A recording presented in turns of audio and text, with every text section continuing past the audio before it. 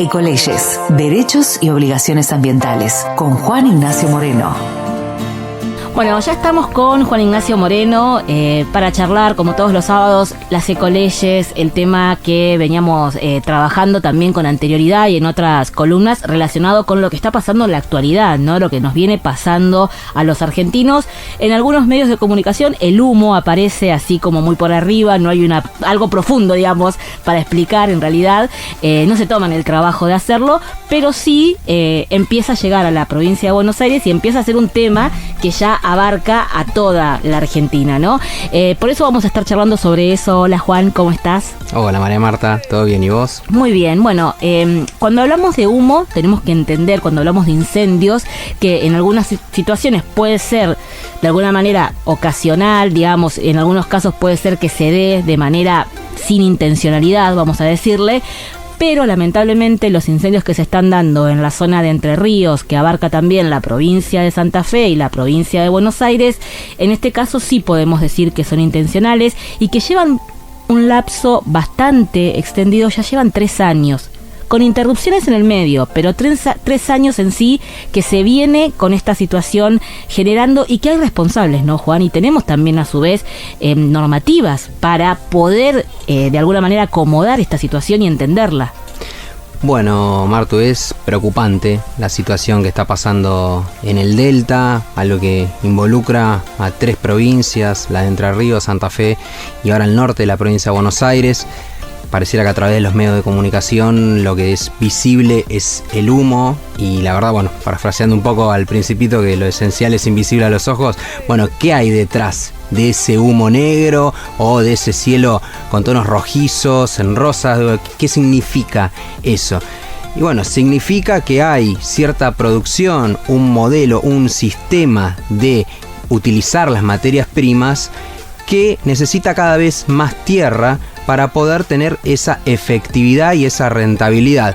Por lo cual comienzan a suceder lo que son los incendios de pasturas, zonas donde tenemos humedales, donde la biodiversidad realmente no es conservada y protegida, entonces se comienza a desarrollar lo que es la ganadería. Y justamente para tener un mayor pastoreo, se tiene que quemar esas pasturas que no son útiles para el alimento de los animales. Sí, es eso que ellos llaman, o es que es una práctica antigua, que por ahí hace 70 años atrás estaba bien vista y era algo normalizado, que vos, las últimas pasturas feas, esas bien amarillentas que dejó el invierno en este caso, que son secas, que el animal obviamente que no las puede comer, se queman como acelerando ese proceso natural también, ¿no? Que iban a desaparecer por la primavera, bueno, como acelerando ese proceso de eliminar eso, que surjan los nuevos pastizales verdes y también un poco de ahorro ahí, ¿no? A la hora de invertir en hacer la limpieza que tiene que ver con esos campos.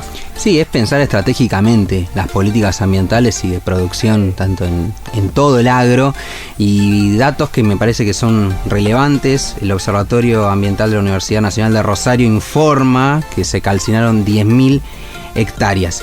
Realmente es impactante a los números y tengamos en cuenta algo que siempre mencionamos, la cuestión ambiental. Tiene su daño, como lo podemos visibilizar, pero después esa recomposición, esa remediación lleva su tiempo.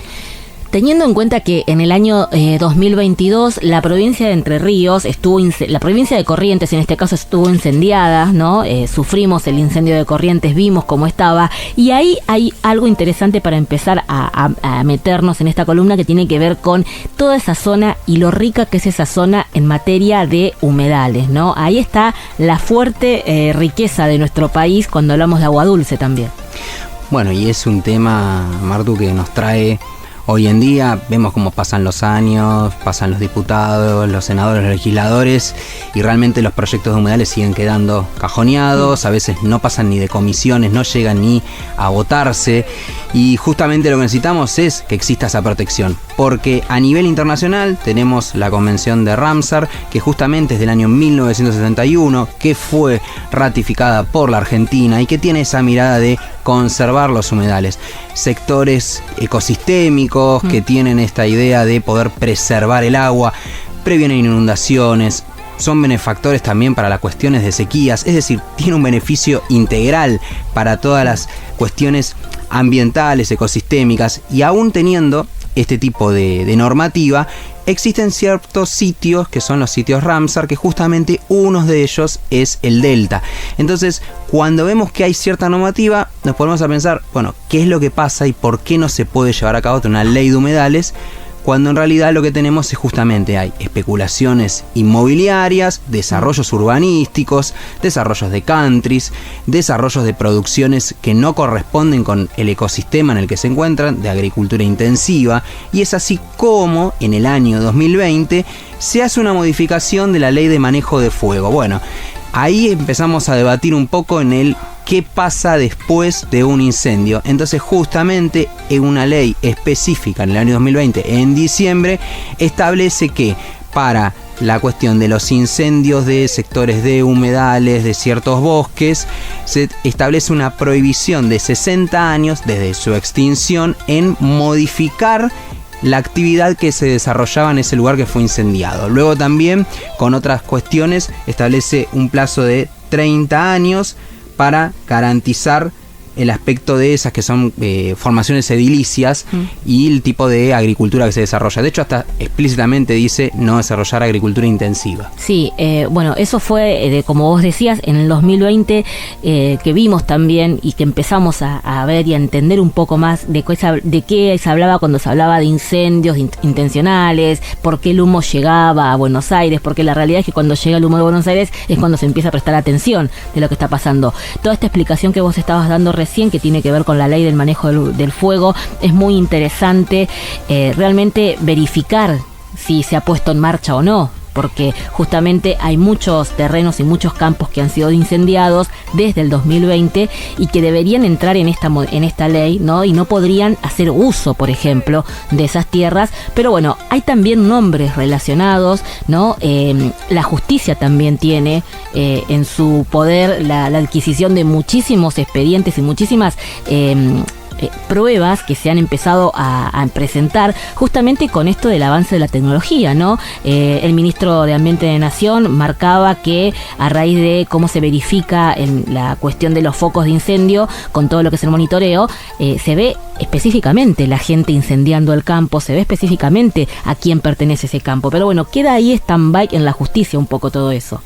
Sí, realmente, y creo que genera también un poco de impotencia ver que hay tanta tecnología, tantas formas de verificar, de probar, y no solamente la cuestión de ver, bueno, quién está incendiando, sino algo muy específico que es que quién es la propiedad de esa tierra. Bueno, puedes saber la titularidad tranquilamente y así hacer las denuncias y reclamos pertinentes, pero vemos también que todo tiene que ver con todo, la cuestión mediática, la cuestión judicial, no tenemos una justicia realmente independiente, y cuando los intereses son tan fuertes en provincias justamente con este tinte más ganadero, agropecuario, como es Santa Fe, Entre Ríos, donde hay una promoción de utilizar agrotóxicos, toda una política que la verdad, justamente la zona también de Vicentín, bueno, todos los debates que hemos visto en los últimos años se recurren un poco a estas tres provincias, Buenos Aires, Entre Ríos, Santa Fe, y realmente esas decisiones tardan en llegar, y cuando llegan realmente la recomposición ya no es suficiente. Sí, y también hacer una aclaración que tiene que ver justamente con que tal vez cuando arrancamos la columna explicábamos esto de las prácticas antiguas que se podían hacer en esa zona, también que esté habitada esa zona cuando sabemos que es una zona protegida, que no debería estar habitada de la manera que está habitada. Bueno, tiene que ver con otras épocas. Hoy la crisis climática, el cambio climático que estamos atravesando hace esta situación que se desborde, ¿no? No es lo mismo prender fuego un campo creyendo que va a haber un cortafuego, ¿no? Que serían esas lagunas que existían en algún momento, y hoy con la sequía que se está atravesando en esa zona, obviamente que eso se descontrola porque no están esos cortafuegos, y estos cortafuegos, y de hecho desde Ambiente Nación se ha hecho mucho hincapié en eso, ¿no? No tenemos el mismo contexto de hace 70 años para poder seguir haciendo estas prácticas, y cuando hablamos de cambio climático hablamos de estas cuestiones, ¿no? ¿Cuáles serán los cambios que el clima nos presenta y cómo debemos enfrentarnos a esas nuevas situaciones climáticas? Bueno, estas terminologías que siempre escuchamos de tratados internacionales, mitigación y adaptación. Bueno, de qué manera uno va mitigando lo que va sucediendo y cómo se va adaptando. También esto, a veces no responsabilizar. Tal vez yo he visto que se ha hecho la detención de 1, 2, 3 personas intentando de cortar el fuego de alguna manera, y la verdad que no recae la responsabilidad en 2 o 3 individuos que quieren como frenar lo que está sucediendo, porque a veces es el desconocimiento justamente de prácticas que no se pueden llevar a cabo hoy en día, y que justamente la mirada es salvarse en conjunto, y esa salvación de alguna manera la da el Estado Nacional, que tiene su es decir, sus herramientas en particular, sus avionetas, tiene su estructura como para poder paliar este tipo, y además tiene su inversión en particular. Es justamente el Estado, a través de las provincias, quien tiene que establecer ese tipo de controles y prevenirlo.